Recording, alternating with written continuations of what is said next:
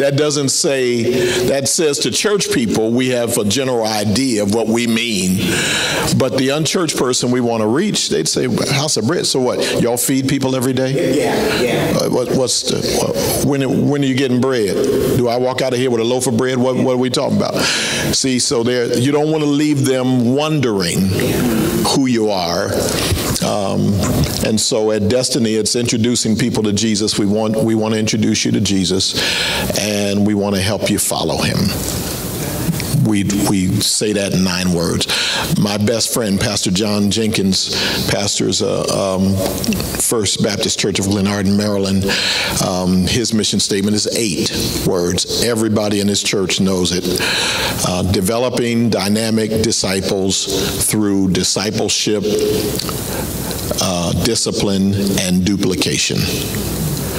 They say it in every single service. It's on their website. The chairman of the person who leads the service, welcomes the visitors, leads the offering, the chairman of the service would be fired on the spot if they didn't say that. It's what you do in that church. We are First Baptist Church of Glenarden, developing dynamic disciples through discipleship, discipline, and duplication. That's who we are. And so what you all are going to want to do is find 10 words or less to identify to anybody else who would inquire exactly who you are. What is the calling on our lives? What is the passion of our leader's heart? Why do we exist? See, we have to start with the assumption that in an unchurched environment, you got to make a case for why people would want to come. Again, it's not the old-fashioned yesteryear. If you grew up in the 50s and 60s, you went to church. Period. I saw in our neighborhood, when my dad pastored High Street Church of God in the 1950s, I'm born in 57, and into the 60s, every Sunday morning, we were on our way to Sunday school, and we'd see cars pulling up, kids getting out, going to Sunday school, because that's what you did. Even if their parents didn't come to adult church, they dropped their kids off for Sunday school. Not today. Parents aren't coming and the kids aren't coming. So you have to make a case. Just like McKFC says, we do chicken right. You want chicken right? Come to us. You got to make a case for why would somebody get up, wash up, put on their clothes, get in their car, drive over here. Why? You got to make the case. So I'll leave you all to work on that at your leisure. Okay? Now, once you identify it, again, 10 words or less, you want to urge everybody to memorize it, which would mean you want to create it in such a way that it's memorable. And then you want to set the rule, no one stands up in this church to lead anything, whether it's leading the offering or welcoming guests or whatever, without saying, welcome to Bethlehem Temple of Praise, boom, whatever your mission statement is.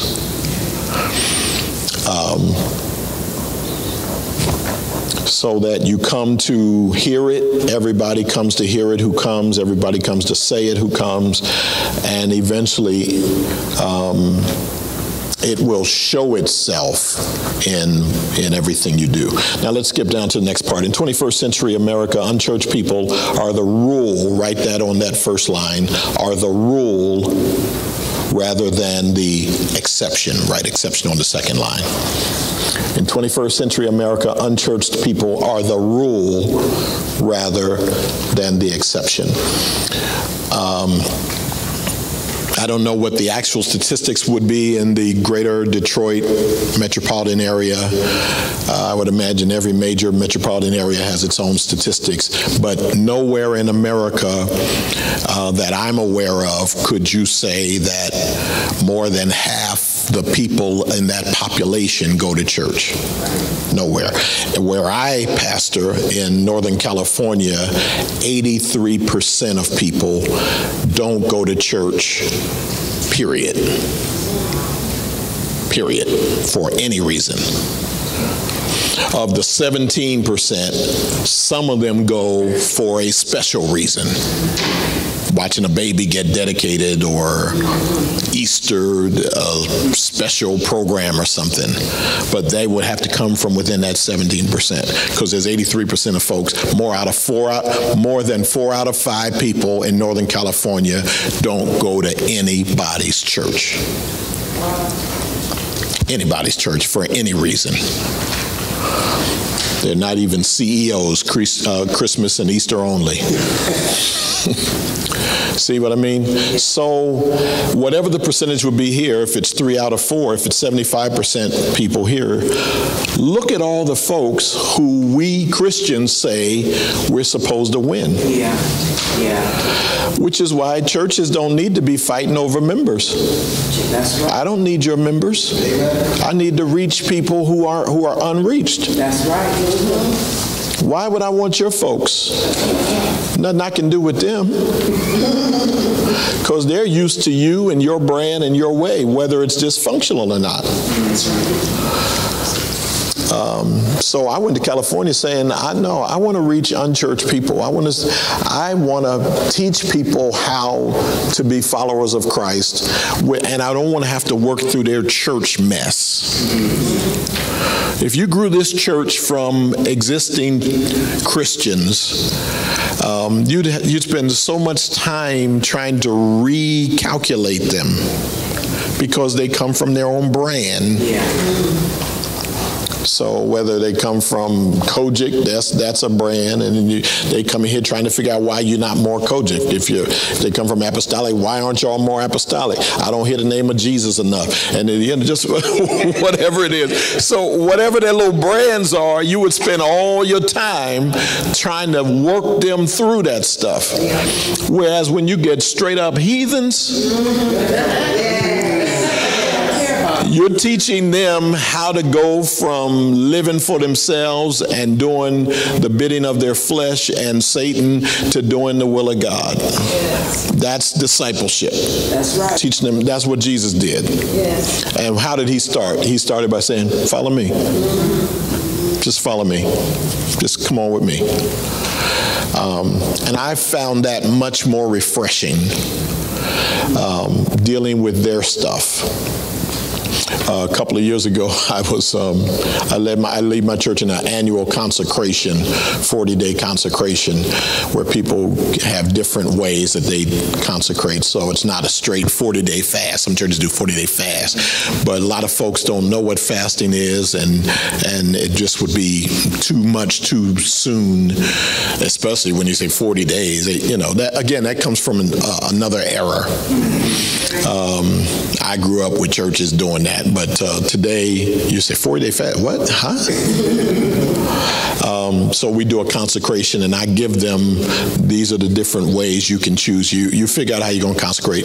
But 40 days, we want to spend extra time.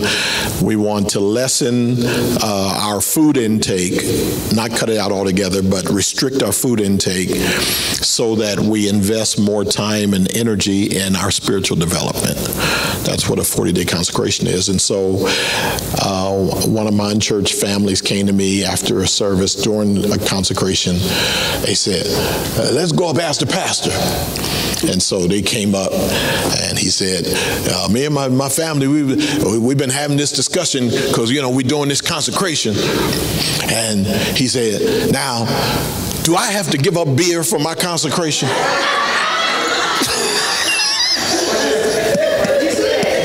See what I mean? I love discipling people like that. Now, see, that would give the average saint a heart attack. He want to know, does he give up beer for 40 days? And the average saint is just not prepared to handle. But his kids were just standing there. What you gonna say, Pastor?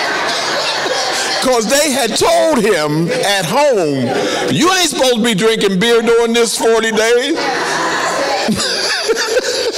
And they knew they were right. They didn't know why they knew they were right. They just figured, you probably shouldn't be doing that, at least for this consecration. And so I said, yeah, no, you really need to let that go. And they said, I told you. So you see what I mean? It's refreshing. Yeah, it's refreshing. Exactly. And so that's the joy of deciding who you want to reach. If all you want to do is so churches have to decide, and you all need to decide pretty much at this season of your life, what's our goal? What's our end game? Do we want to just maintain? Because some churches choose, I'm very serious when I say this, some churches choose to simply maintain. We're okay like we are. We don't need new people. Long as we take good care of the folks we have and just maintain. There are a lot of churches that want to do that. If that's what they want to do, they should be allowed to do it. The only problem is if they have visionary leadership, they'll probably lose visionary leadership at some point. Because if the visionary leader wants to do something that the maintainers say, nah, that's over our heads, we're not trying to do that. Well, somebody's got to give. So I've known churches that said, okay, permission to be very, are you all discreet? Are you all able to keep your mouths shut? Okay. Okay. Then don't share this if it's being recorded. Don't share it with anybody outside of your church who is not dependable. I want to give you a recent example in my own life. I came to Detroit last year with the thought that I would help a church here in addition